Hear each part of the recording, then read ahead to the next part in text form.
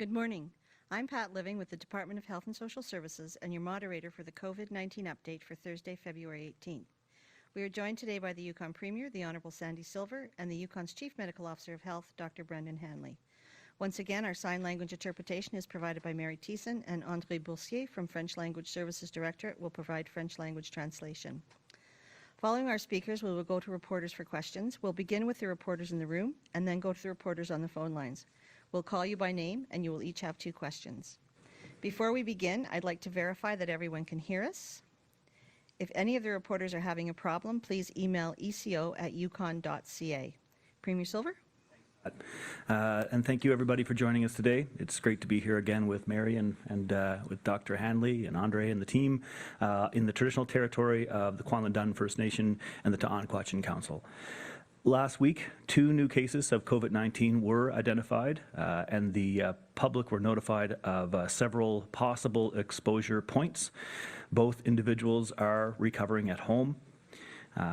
This is yet another reminder to all of us that even though we've done very well, COVID-19 has not gone away and is still a very real risk. It's important that we continue to take precautions so that we can minimize the risk of COVID-19 spread here in the territory. The best thing you can do to keep yourself and your fellow Yukoners safe, again, is to practice the Safe 6. Wash your hands often, maintain physical distancing, stay at home if you are sick, travel responsibly and respectfully, self-isolate as required, and follow the gathering guidelines that are in place, including limiting indoor gatherings to 10 people. Plus, remember, mask up in public. It will keep us all safe. Yukon's vaccine rollout is going very well. As of yesterday, 10,627 people received their first dose, and 917 people received their second dose. The mobile teams are continuing to travel through the communities and will be in Old Crow tomorrow and Beaver Creek and Watson Lake next week. I want to thank every single member of our mobile teams, mobile vaccination teams, Team Balto and Team Togo, for their work to immunize Yukon communities. And I want to also thank everyone in the communities who welcomed these mobile teams and who also took their shot when the team rolled into your town. I want to also thank the Team Fox. That is the team that is working here in Whitehorse. They have been administering second doses to those over 70 and 70 and over, and also to high-risk healthcare workers in Yukon. We received very good information about vaccine delivery last week. Our next shipment will include just over 16,000 doses of Moderna. These doses are tentatively expected to arrive on February 28th. If the vaccines arrive as scheduled, which we assume they will, we will be able to open up the Whitehorse Clinic to all eligible Yukoners as of March the 1st. The clinic will also be open this Monday for folks that are 65 years old and older. Appointments can be booked online at yukon.ca/thisisOurShot. Appointments for the first week of the general population clinic are also open. Please remember, you do need to book an appointment in order to get your vaccine. If you are not able to use the online booking system, then you can call 1-877-374-0425. Yukoners who are eligible for their second shot should know that it will be available roughly 4 to 6 weeks after your first dose. Do not be concerned if your appointment is not exactly 4 weeks after your first shot. There is a window of time where you safely and effectively can get your second dose. As Dr. Hanley has spoken to in previous updates, the second shot can create a stronger effect than the first one. This is good. This is that it's working. Those of you who have received your first shot can visit the booking website to make sure your appointment for the second one is there. We are now only days away from opening, as I said, the general population clinic to all eligible Yukoners. This is very good news for Yukon. We've been waiting a long time to get to this stage, and I know that getting immunized will come as a relief for many. I appreciate the commitment of the additional doses from the federal government. Last week, the last few weeks have involved some very intense negotiations, and we are now seeing the result of our work. While we continue to roll out immunizations to every Yukoner who is willing and able and eligible, we must do everything that we can do to keep our fellow Yukoners healthy and safe. We need to keep on practicing the Safe Six, keep on masking up, and most importantly, keep on looking after each other. So thank you, Yukoners, as we close up a year here of COVID. I'm very, very proud of the work that Yukoners have done to keep everybody safe. And we're seeing the light at the end of the tunnel, that's for sure. Thank you for all your diligence. Masi cho ganashtish. Thank you, Premier Silver. Dr. Hanley? Thank you, Pat. Thank you, Premier Silver. Good morning, bon matin. It was only last week that I reflected that after a month with no cases, that things could change quickly. And the next day we announced the 2 new cases within the territory. Disappointing as it always is to hear, we knew that more cases were potentially on the horizon, and we were well prepared. As much as we may wish to continue COVID-free, that is just not the reality of COVID-19, and we will be living with COVID for a long time to come. The individual who was confirmed to have COVID-19 as of last Friday was working at an industrial worksite outside of territory, where unknowingly they contracted the virus. The individual was possibly infectious during travel back to the territory. And once in the territory, this person began the self-isolation process and shortly after became symptomatic. During that period, a household contact also became infected. These 2 new cases should not ring alarm bells, but they do remind us that we should always act as if someone around us could have COVID. Think about your own routines and behaviors and where you might be vulnerable to exposure. Choose a bubble and stick to it, and don't take risks by skimping on the safe 6+1. Yukon is always vulnerable to a certain degree, and we must keep that in mind before we put on a gathering or choose whether or not to wear a mask or go out for a night at the bar with our closest friends. I have here a few reflections on how we are doing overall, as the Premier said, closing in on a year through this pandemic. And we've remained quite steady with our case count, and we have thankfully been able to avoid what could have been much more turbulent times, as we've seen throughout other jurisdictions. We've been able to contain new cases quickly and effectively. Due to Yukon's existing strengths, our current capacity in public health management, a lot of long hours and tireless work, and perhaps a bit of luck, we have together managed to keep our case count low in comparison to other places. Pair our public health force with our dedicated and diligent healthcare professionals, as well as the public's receptivity to new legislation and guidelines, and we've been able so far to prevent our public health and acute care systems from getting overwhelmed. Once a Yukoner has been confirmed to have COVID-19 in the territory, they will be supported to keep their illness to themselves. They will help us identify others who may have been near them when they were infectious, and we will reach out to them to give them advice on how to stay healthy and protect others. All of this occurs without disclosing who the case is. We approach each new case proactively and carry out processes and measures that will contain further transmission in a confidential, supportive, and caring way. Accessible testing is also a huge part of the ongoing containment of cases. Testing is offered both in Whitehorse and all rural Yukon communities. Those who get tested are taking care of themselves and protecting others. Testing is critical in containing possible outbreaks and protects us all. Testing helps us understand where, when, how much disease is in Yukon, and supports the health and well-being of all.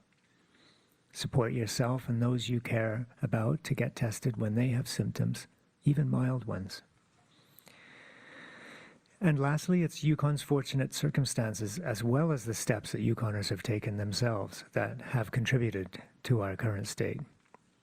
We're not regularly in a position of overcrowding, which reduces our risk. And when we're unable to maintain proper physical distancing, we are wearing masks. We are hardy advocates of spending time outdoors, which means a lower risk of transmission of COVID-19. And Yukoners' public adherence to mask use in public spaces, maintaining physical distancing where they can, staying home and away from others, when even a little bit ill, has been key to our success within this pandemic. But remember, when symptoms occur, do get the test. These key actions have kept us safe and will continue to be very important as we begin our fight against variants. It's this approach that has allowed us to control cases and maintain a strong level of control to limit the spread of COVID-19. The dedication of our public health teams and the investment made by Yukoners requires a huge thank you. So thank you, Yukoners, for all of your hard work as we continue to trend in the right direction due to your vigilance.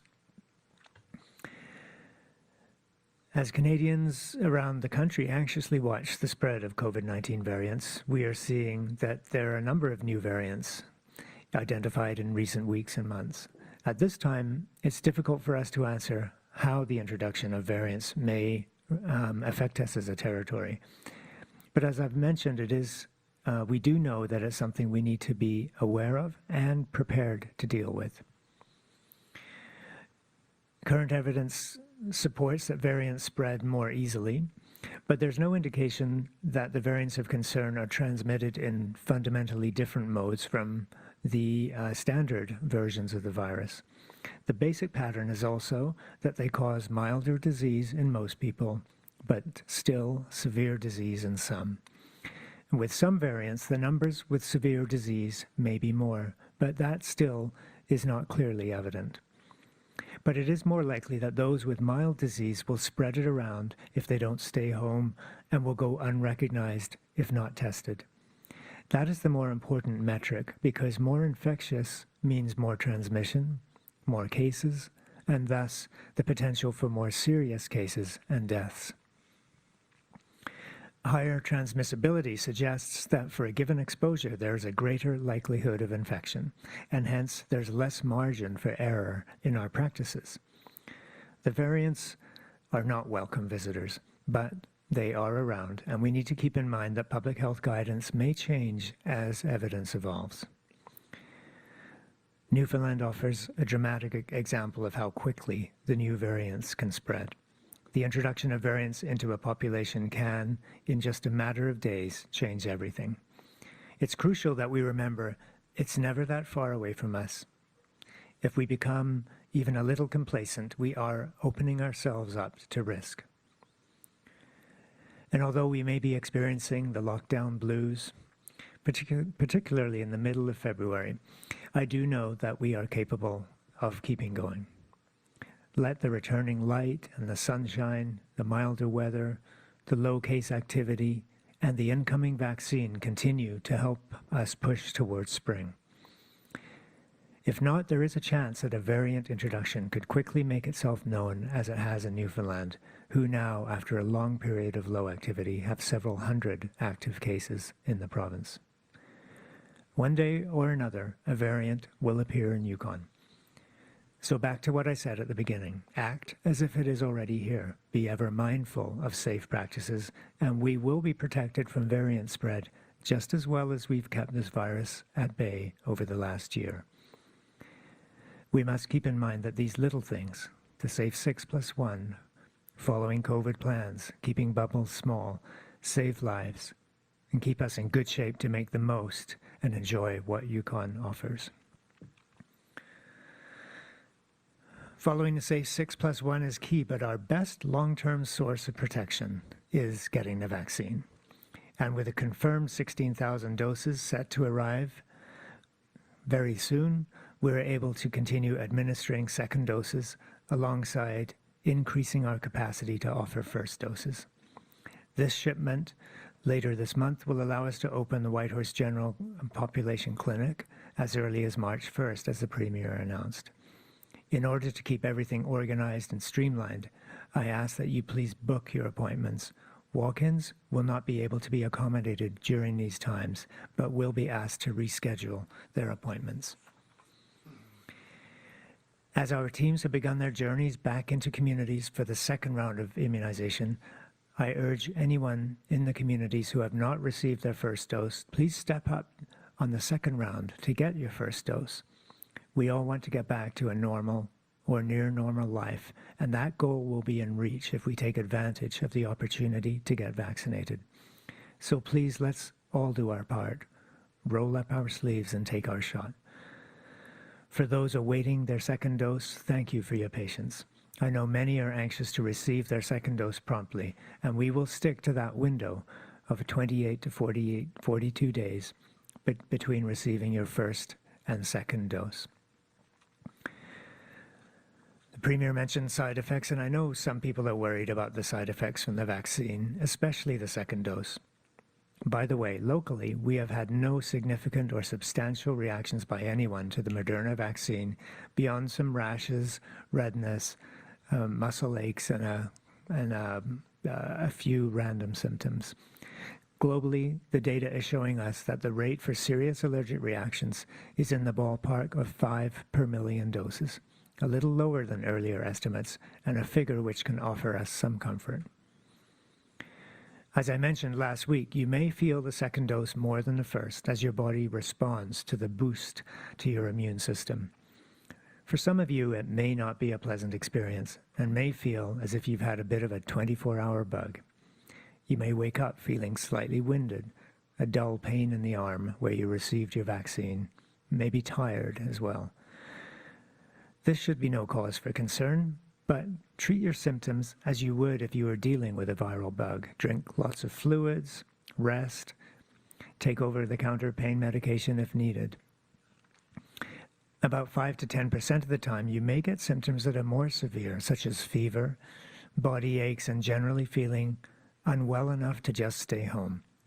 If this is the case, do so. Rest at home and take your time to get better. Stay home and away from others until your symptoms resolve. Remember also that COVID is also always a possibility. If you have cough or respiratory symptoms, that is not from the vaccine. Fever or body aches or fatigue that persist beyond the expected period of 1 or 2 days should also be taken seriously. Whenever symptoms are progressing or not going away, self-isolate, do the online self-assessment, or call 811 and check to see if you should be tested. If missing work, let your employer know that you have received your second dose and will not be able to come in until you feel your symptoms have resolved. Lastly, in Dr. Henry's recent update in BC, she reminded us that this is Random Acts of Kindness Week. So this week, be kind to someone when it may normally not even occur to you. Stretch your kindness just a little further. We all need it, and in harsh times we can still thrive when we just give a little bit more. And that's all for my update. Thank you. Remember to take care of each other. Stay well. Thank you. Masicho. Merci. Thank you. We'll now go to questions, and we'll begin with the reporter in the room, Haley, Yukon News. Thank you. One thing I heard from the federal update was that it was a number of provinces who'd had some of their Moderna doses contributed towards the northern allocation. Could you just speak to your knowledge of that and any message you have maybe for those provinces?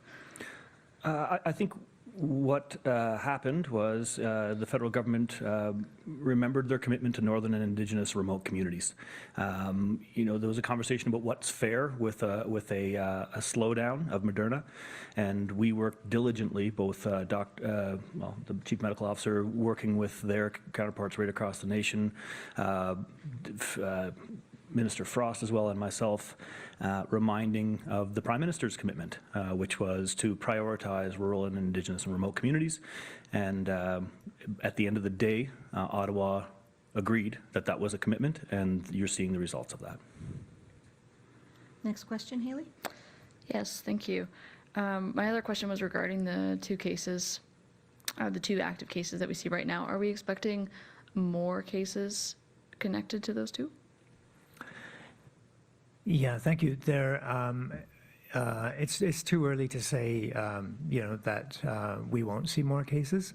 I think it's encouraging that so far among the few contacts that we've had no development of symptoms.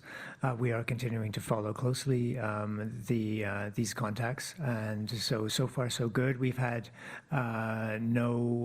we've had people, of course, come forward because of the public notifications, but no test results positive from that. So I'd say we're looking pretty good, but there is a possibility in the next few days that we could have another case resulting. Thank you. We'll move now to John, CKRW. Hi, this is a question for either Premier Silver or Dr. Hanley, whoever's best to speak to it.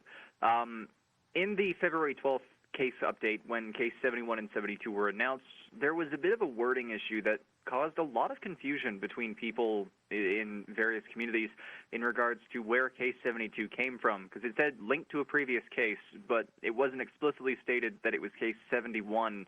I guess, is the government going to try and work to improve communication methods after this little bit of back and forth confusion? Yeah, the short answer is yes, and I realize now that the language was vague and a little confusing.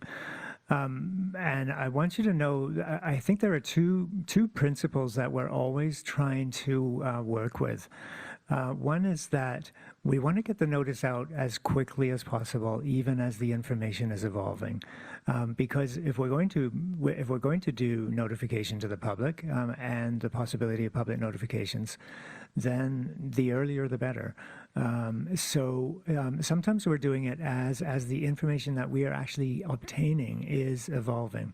So that's one principle. The second principle is, if I've said many times, is that we go to considerable lengths to protect identifiability of cases. So sometimes that affects how we language.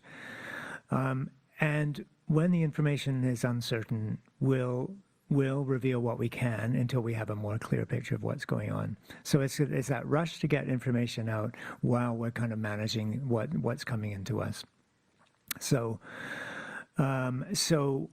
the language was not intended to imply that case 72 is related to a previous case from a month ago. It was sort of deliberately ambiguous and in retrospect, probably, as you said, confusing. So we will try to provide more clarity. But it is real that the connection between the two cases was not clear at the time that we were putting out the public notice. Thank you. Next question, John.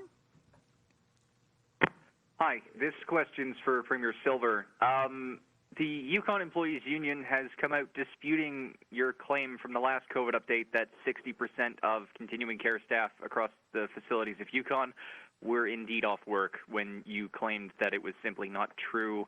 I guess, what do you have to say to this? You were fact-checked and you were wrong. I made my comments based upon the comments that I heard that morning from the union, and I stated my comments. Thank you. We'll move now to Philippe, CBC Yukon.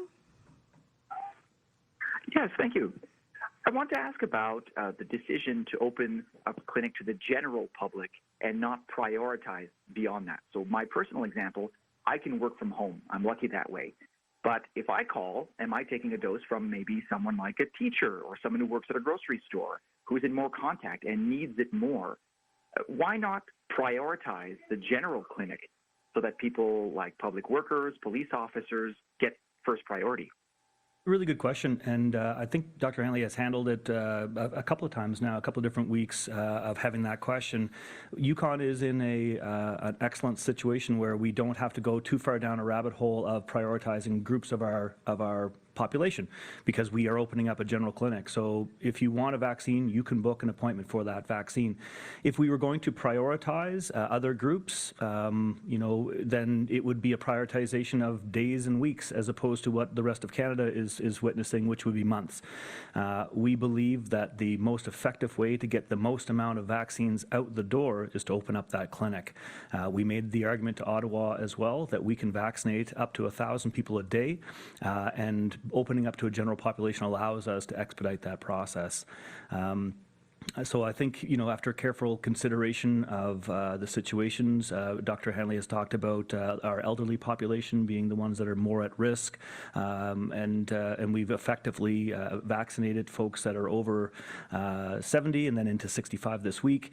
And we believe that opening up that general clinic and getting these vaccines out and continuing with the second doses into the rural communities as well, we are effectively using our vaccination supply as effectively as possible. Hanley? Yeah, of course, I completely agree because, as the Premier said, I've spoken to this numerous times.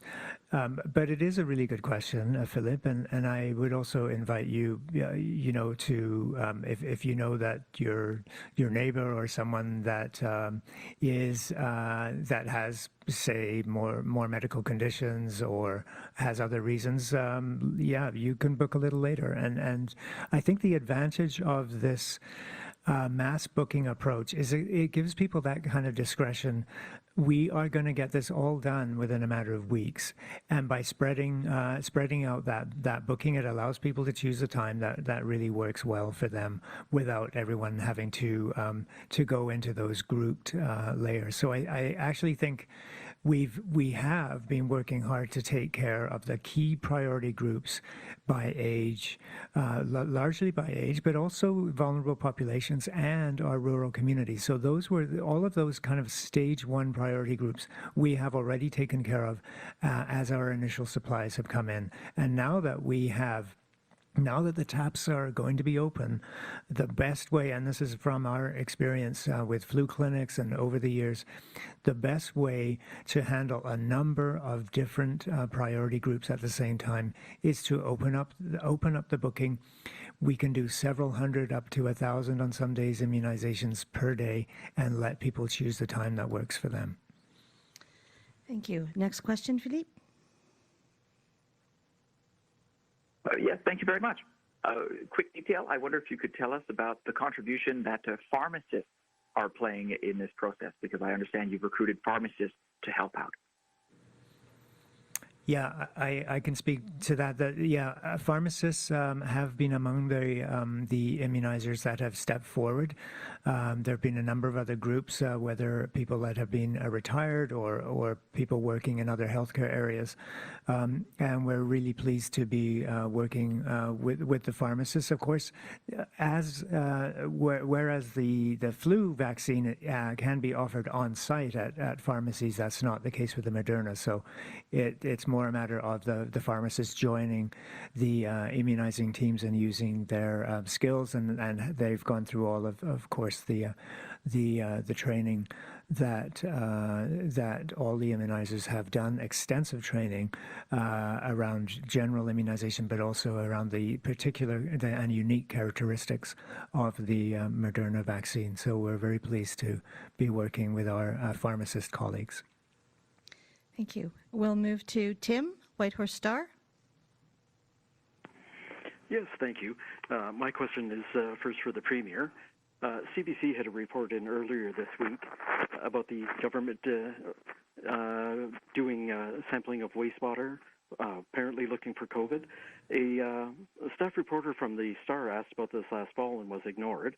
So would you care to explain what the government is looking for in these wastewater samples? I don't know anything about your staff reporter being ignored, but I believe this is really more of a question for Dr. Hanley as far as why now and the importance of this study. Yeah, thanks for that. So wastewater surveillance, as you may know, is really an emerging area which is being researched and piloted in different sites around the country. And we know our colleagues in Northwest Territories, for example, are adding that to their surveillance basket. The city of Ottawa has used it, and other sites. So what happened was with us was just looking into some of the operational feasibilities, like how would it actually work if we were to take that on? What type of sampling? How would it get to the laboratory? What would the turnaround time look like? And really just kind of working through with environmental health officers what it would take. And at the same time, of course, we've been, from a strategic point of view, looking at where wastewater surveillance might rank in our priorities. Right now, we're not pursuing further wastewater surveillance. We've done some of that baseline feasibility study. We've put that project on hold, but we may visit it later. Right now we're focused on some other priorities around testing. We, as always, have a multi-pronged approach to have our overall strategy, as I alluded to in my speaking notes, but also particularly on testing. So really, it's always looking where are the potential risks and where should we be focusing our either our communications or our surveillance activities. So right now, wastewater is not high on our list, but I'm really pleased that we've done some of this initial feasibility work, so that it's kind of it's in the cards, but it's not it's not up next. Thank you. Do you have a second question, Tim? Yes, I had someone email me the other day talking about the traveling orthodontists that come up here to the Yukon from BC, and apparently they're not a priority group to be vaccinated, even though they're working with the kids here in a rather close and personal fashion. And I'm sure there's other traveling medical professionals that this applies to. Why are these people not being prioritized for being vaccinated? Yeah, I'm not aware of that actual email. But we are always looking at both our ongoing prioritizations, as I just discussed, through our first stage of vaccination, and now into the wider focus. And meanwhile, we have been addressing individual exemptions where there's compelling need to get an early vaccine, and many of these have been people who have been going out for medical travel, for example, and the timing just affects their ability to get the vaccine at the normal time, or they are at particular risk. So we will be addressing visiting specialists. They haven't been in the first tier, you might say, of the priority groups, because we are really comfortable and confident about the procedures that are in place for dentists and our visiting dental specialists. So where really, we've been working for months with our visiting orthodontists, other specialists, to ensure that screening processes and operational procedures are COVID safe. And that gives us a confidence that we don't, again, we're not dealing in the upcoming weeks with limited supply, but we have been dealing with some of these first tier priority groups, such as the ones we've just discussed, those who are older age, those who are in vulnerable congregate living circumstances, and then some of these individual circumstances whether it's people on chemotherapy or traveling out for medical care that are potentially at higher risk of exposure. Thank you. On va passer maintenant à Marine, à Robe-Boréal. Oui, merci. Docteur Hanley, est-ce que vous pouvez confirmer que les 2 cas que nous avons eu la semaine passée ne sont pas des nouvelles variantes? Dr. Hanley, can you confirm that the 2 new cases that we got last week are not cases of variants of COVID-19? Oui, on a en fait demandé des dépistages pour vérifier qu'ils ne sont pas des variants, mais on n'a pas cette information toujours. Mais on attend dans les prochaines quelques jours d'avoir un résultat. J'ai pas une très haute suspicion de variante basée sur la région où d'où l'importation de virus est venue. Donc, c'était pas un endroit où on avait vu des variants.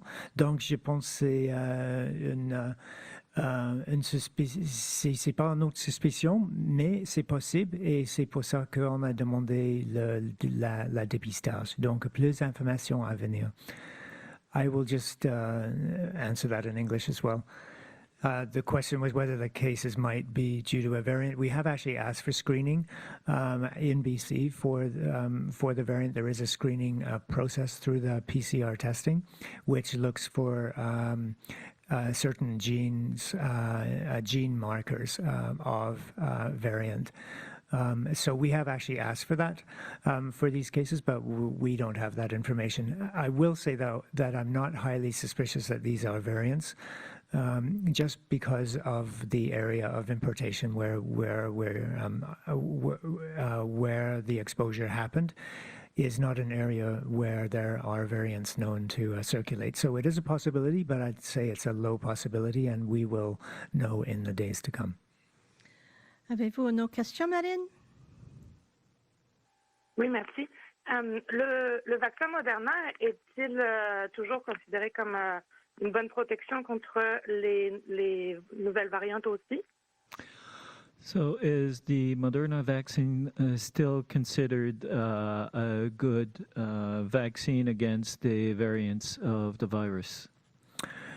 Oui, une bonne question.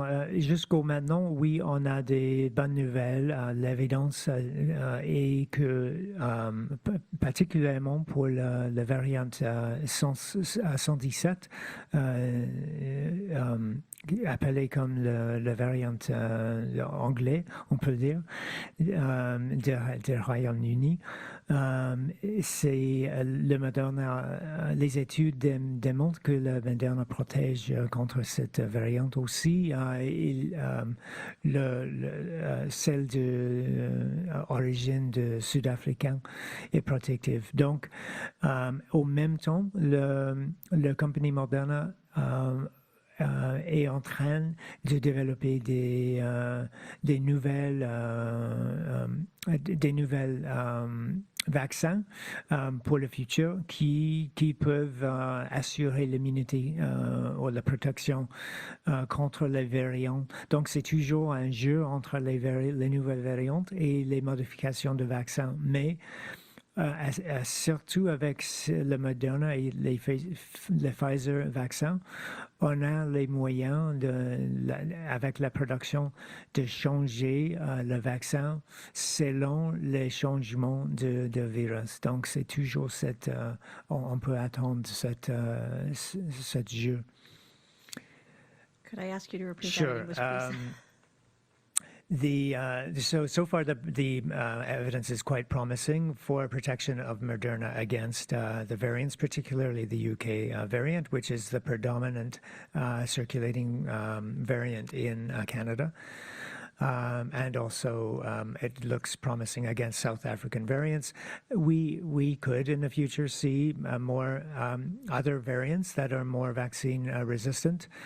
At the same time, I was describing it as a kind of a game between the vaccine and the variants. These messenger RNA vaccines, the Moderna and the Pfizer vaccines, they do lend themselves to modification. So the vaccines can actually be modified to match other variants. So it's possible that Moderna booster shots down the line could be modified to better match the variants. But for right now, the evidence shows us that for the common variants, the vaccine appears to be protective. Thank you. We'll move to Chris, CBC. Hi, thanks. So I wanted to follow up on Tim's first question about wastewater testing. And I just wonder if Dr. Hanley could offer a little more detail about what was actually found during those baseline tests and explain why Yukon wouldn't continue with wastewater testing given that the NWT has actually found positive cases that way. Yeah. So again, like I said, this is more on the operational side, to looking as how it would work. Were we to do this, how would it work? So, for example, do you do a continuous sampling or grab sampling? So continuous sampling is something that's carried out in where the infrastructure exists in the large cities. If you do grab sampling, which means actually physically taking a sample, you have to be very cognizant of where you're taking that sample from and how representative that sample is of the actual drainage area, you might say, of where you're taking it. And then how would you apply that rurally, or how would you apply it to the city as a whole? What parts are you going to miss? What time are you going to take it, and how does that match the time of when you're going to have the optimal time to catch COVID if it's around? So there are, as with anything, it requires significant investment. It requires significant resources. It's going to have the potential for false negatives. Although it could have, it's less likely to be a question of false positives. It may be redundant to information that we'd already have from the way that we have people in isolation, the way that we follow up on people, and the way that we test people when they're contacts. So it's really, what is the added value given all of the other layers that we already have in place? And there has to be a prioritization, because if you are going to invest in wastewater, what else are you going to put aside in your priorities? So it really comes to where does it fit, and what's the added value. It's I'm really happy that it's working well for NWT. They have a number of other considerations. They have these kind of several kind of large rural centers dispersed around NWT, that we have very different, I think, demographic and geographic considerations, and we've developed different approaches just naturally from being different jurisdictions. So I think it's very hard to really directly compare us to NWT. I would just say that for us, we've looked at it. We think it does have possibilities down the line. It might be a long-term mechanism for adding to our surveillance capacity, but for right now, it's not our biggest priority. Thank you. Do you have another question, Chris? Yeah, my second question is about rural vaccination. I know you've been encouraging people to get their first shot if they missed the first pass. Can you give us an updated percentage on vaccine update in the communities? Yeah, I can give you an overall percentage where we, so far, we're just over 50%. So 53% was the overall coverage. And then there is some variability. Now, the minister has been talking individually with each of the communities. So at this point, because the minister is in these individual discussions, we're not releasing results by community, and that really becomes then a decision of the communities and the leadership in the communities. There are a number of caveats, and I think one of the things that when I was talking with the chiefs yesterday, I pointed out was the fantastic participation that we've had and support that we've had from our First Nations, our First Nation partners in organizing the community responses and the participation. And we've really seen great leadership and organizational capacity.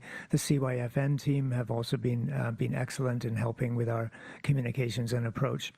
And we do know that what we've also been able to learn is that what worked well in one community can be shared with other communities where they've had more challenges. So something as simple as organizing transport, for example, and how that's done can make quite a difference in the people's just increasing that accessibility, of course, might make the difference in a few more people being able to get their vaccine. So we're translating many of these learnings into this next time round, where people will have the opportunity again to come forward for their first dose. So I'm really really pleased with the progress so far, and with the willingness and the organization that has been demonstrated in the first round, and really looking forward to the next results. And I think over the weeks and months ahead, we're going to get at or potentially beyond our 75% goal. Premier Silver? I'll just add very, very quickly a positive shout out to the community of Watson Lake. You know, Watson Lake being the first major rural community to be a general population clinic, and they did, the medical community there, chief and council, mayor and council, all leaders in that community really stepped up to be one of the first communities in North America really to go to general population. And not only the days that the mobile clinics were there, but since then, the communication, the continuous communication and partnership, and making sure that people have the most up-to-date information, it continues on in these communities. And so, Watson Lake being the first, every community did so fantastic. They really did. But just a little extra credit to Watson Lake for being the first of a major communities to really step up. So thank you. Thank you. Et maintenant, Claudiane, Radio-Canada. Yes, I'll just pursue, since that was a question I had as well last week. So you've just talked about Watson Lake. So two numbers that I'd like confirmed. So I heard 50%. Is that the uptake for communities? If you could confirm that number. And since you spoke about Watson Lake, can you give us an idea of when those numbers will come out per community? Which community was made perhaps more enthusiastic, or? Yeah, I think Dr. Hanley covered that in the last question. Basically, the average amongst all the rural communities being over 50%, and for the first round, and that's very, very positive. Minister Frost is talking individually to chief and councils. I know that Minister Stryker is talking to mayor and councils about more specific numbers with leadership in those communities. Those communities have been so. The mayors and councils and chief and councils in each community have been absolutely amazing partners. And so as far as specific details for specific communities, we'll leave that up to the specific communities. It comes down to everybody having the most up-to-date information in leadership, and then deciding how that's going to how they are going to pivot to reach parts of the community that might not have got all the updated information, or how can we better meet people where they are and augment and continue to specialize our mobile clinic teams. Talking to the two mobile teams, I don't think there's been a specific community that they've gone to that they didn't go. Now that we're finished our first round, we have some great new improvements that we'll look at in the second time. And every time that they do that, they'll increase participation. Every time that another day goes forward where you see another person, maybe a relative, maybe a friend, maybe somebody in another community that you trust or respect, that is saying, I got my shot and this is the reason that I got my shot. These are the things we're really concentrating on to make sure that that people step up. Again, this is our time, this is our shot, to make sure that they get immunized and get the most up-to-date information. That's the really important thing. Sharing the individual stats of individual communities, we'll leave that up to the leadership in those communities. Thank you. Next question, Claudiane. So some people are wondering why some appointments are left blank, why there isn't more effort in trying to fill those blanked appointments in the schedule. And I'm wondering, once the general public opens up March 1st, there will be efforts to make sure that all of the spots are filled, and if you think there will be perhaps a more popular uptake than the 50% of the communities in the community. Really good question, Claudienne. It's all about distribution. It's all about knowing when all of our vaccines and the amounts of vaccines land in the Yukon. What the medical community here, what the mobile teams, Dr. Hanley and his team, and Pauline Frost and Stephen Samus and their teams, they make sure that we have enough second doses when we put first doses in arms. So if there was in the past some, as you say, gaps in the schedule, we effectively are getting the vaccines out as efficiently as possible, knowing full well that our bookings are limited to the storage of second vaccinations. Other jurisdictions have not gone in this direction. We have, and I completely trust the recommendations from Dr. Hanley and his team. This is the best way for us to immunize, especially when we've been prioritized as rural, northern, and Indigenous. So. If there was days where the clinics were slower than other days, it's again based upon our supply and most importantly, the supply of that second vaccination. We're not going to put vaccination 1 into your arm without knowing that your second vaccination is either here or we already know the specifics of the shipment through FedEx into the territory. Thank you. I'd like to thank everyone for their time today. The next COVID-19 update will take place on Thursday, February 25th at 9:30 a.m.